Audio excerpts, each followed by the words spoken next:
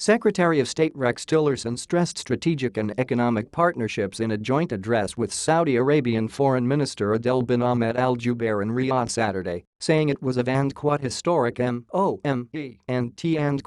in U.S. Saudi relations."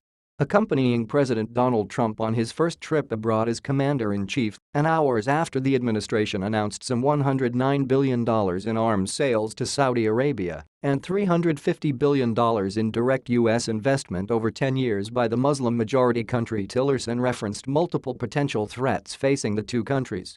"We have to defeat ISIS on the battlefield, but we really have to defeat ISIS in the cyberspace," he said, referencing the development of a new center for combating extremist ideology to be based in Riyadh.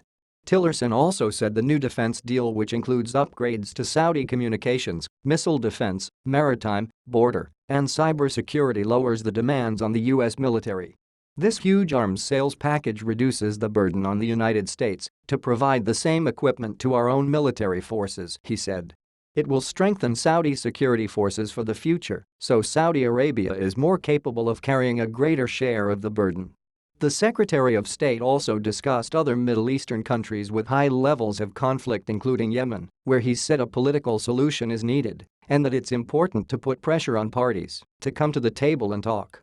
On Iran, a country that Trump has criticized repeatedly as a sponsor of terrorism and for its nuclear deal with the Obama administration, he said. "We and APOs are closely coordinating our efforts in terms of how to counter Iran and APO's extremism.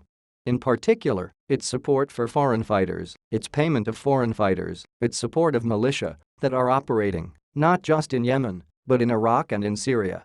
He went on to say a possible conversation with Iranian Foreign Minister Mohammad Javad Zarif could happen in the future, though no plans are set yet. "I and APOs never shut off the phone to anyone, he said. "In all likelihood, we will talk at the right time." Tillerson said Saudi Arabia and APO's direct investment in the U.S. would bring hundreds of of jobs to American workers. Earlier, Trump said it had been a "tremendous day, tremendous investments for the United States. Hundreds of billions of investments into the United States and jobs. Al-Jubeir said the conversation in the U.S. and the broader Western world should change to one of partnership while directly using Trump's own rhetoric. "We will have truly changed our world, and we will truly drown the voices of extremism, and we will have drained the swamp from which extremism and terrorism emanates," the foreign minister said.